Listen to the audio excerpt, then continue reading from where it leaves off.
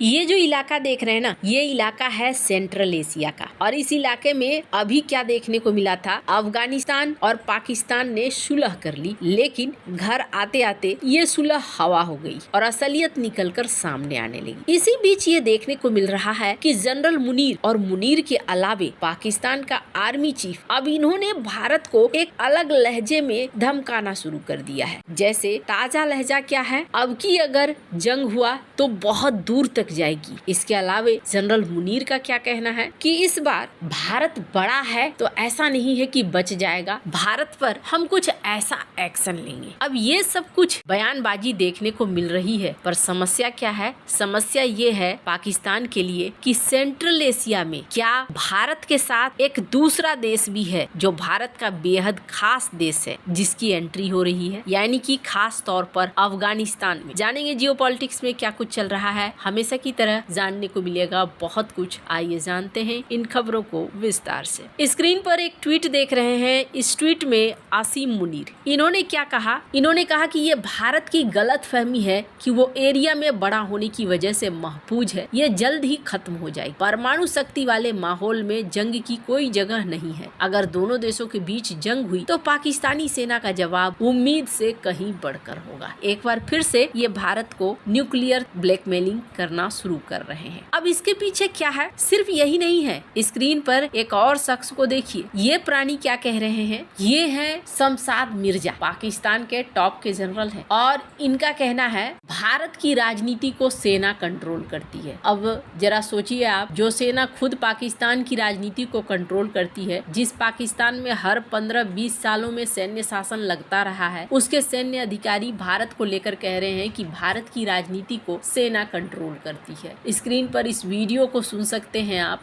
Indian military is politicized and Indian polity is militarized, creating unmanageable asymmetries in conventional domain, thus stressing Pakistan's strategic hand. This assertion is not merely a sloganeering, but is based on cold logic, quantitative and measurable analysis. Pakistan prefers dialogue over disengagement, peace over conflict, and civility over jingoism, and stands ready to engage with India to find a peaceful and a negotiated solutions to all disputes, including Kashmir. Pakistan desires normalization with India based on principles of peaceful coexistence, sovereign equality, but more importantly, dignity and honor. But it requires a willingness on the Indian side as well. We believe that a third party is essential to any possible mechanism of dispute resolution between India and Pakistan. We shall always welcome such initiatives by any state, international body, or a multilateral organization. In nutshell, ladies and gentlemen, India is an important country of global south and an जिसमें इनके बोल सुनाई दे रहे हैं। पाकिस्तान के ये बड़े अधिकारी कह रहे हैं कि भारतीय सेना राजनीतिक हो चुकी है और भारतीय राजनीति सैन्यकरण की शिकार हो चुकी है, जबकि हकीकत ये है कि पाकिस्तान के प्रधानमंत्री अपना हर फैसला आर्मी चीफ से पूछ कर लेते हैं। जो भी विदेशी लीडर आता है वो इस्लामाबाद नहीं बल्कि रावलपिंडी आता है। जैसे डोनाल्ड ट्रंप ने भी शहबाज शरीफ की जगह असीम मुनीर से व्हाइट हाउस में मुलाकात की। इसके बाद शमशाद मिर्जा ने आगे कहा कि अगला युद्ध सिर्फ कश्मीर तक सीमित नहीं रहेगा, यानी पाकिस्तान की सेना स्वीकार कर रही है कि वो फिर से सीमाओं के पार कुछ आतंक फैलाने का योजना बना रही है। इसके अलावा शमशाद मिर्जा ने कहा कि भारत के खिलाफ मई महीने के संघर्ष में पाकिस्तान अपने संसाधनों की बदौलत लड़ा, जबकि हकीकत ये है कि तुर्की का एक युद्धपोत कराची पोर्ट पर खड़ा था। चीन ने उसे PL-15 मिसाइलें सौंपी थी और तुर्की से बाहर कतार TB2 ड्रोन की सप्लाई हुई थी। इसके अलावा चीन लगातार पाकिस्तान को सैटेलाइट से लाइव फीड दे रहा था। इसके अलावा उन्होंने ये भी कहा कि भारत प्रभुत्व के लिए सैन्य शक्ति पश्चिमी समर्थन का इस्तेमाल करता है, जबकि हकीकत यह है कि भारत अपनी इकोनॉमी, इनोवेशन, टेक्नोलॉजी और लोकतंत्र के जरिए प्रभाव जमाता है। अब इन्होंने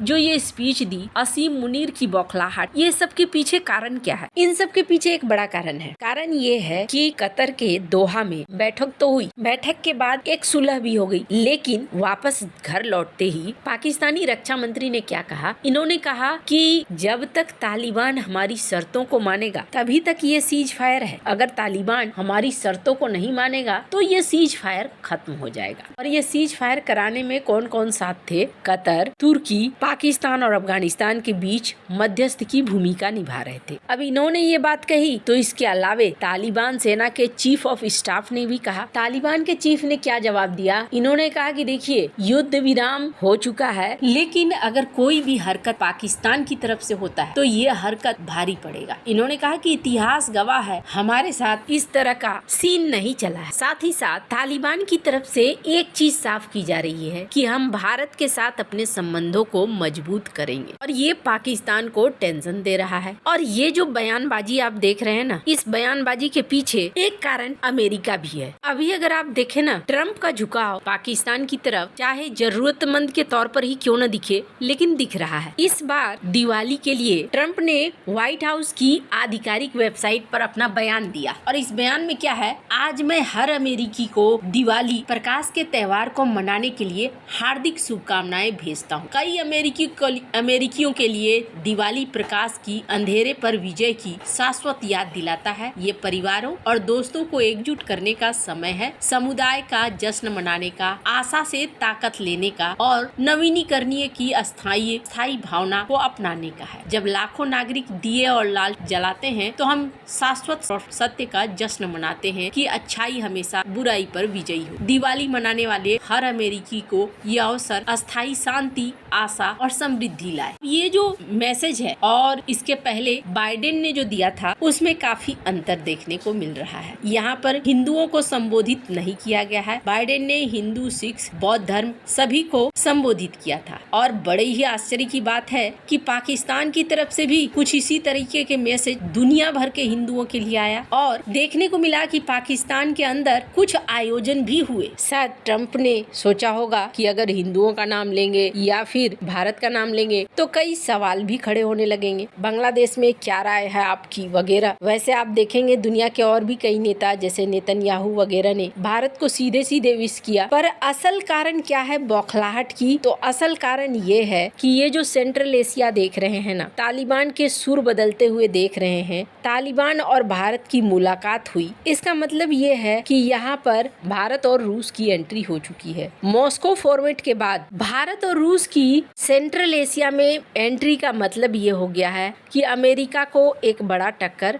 वहीं चाइना भी कंट्रोल रहेगा और तीसरी तरफ पाकिस्तान भी कंट्रोल रहेगा। हालांकि आने वाले दिनों में हो सकता है कि विवाद ज्यादा बढ़े, क्योंकि जिस तरीके से अब कमेंट आने शुरू हो चुके हैं आसिम मुनीर के या फिर इनके आर्मी के लोगों के, ऐसा माना जा रहा है कि कहीं कुछ बड़ी घटना अगर होती है तो इसके बाद एक बड़ा विवाद भारत और पाकिस्तान दोनों के बीच खड़ा हो सकता है। वैसे को क्या लगता है? इन सब मामले में आपकी क्या राय है? कमेंट कर जरूर बताएं। जल्द मिलते हैं अगले वीडियो में नई खबर के साथ।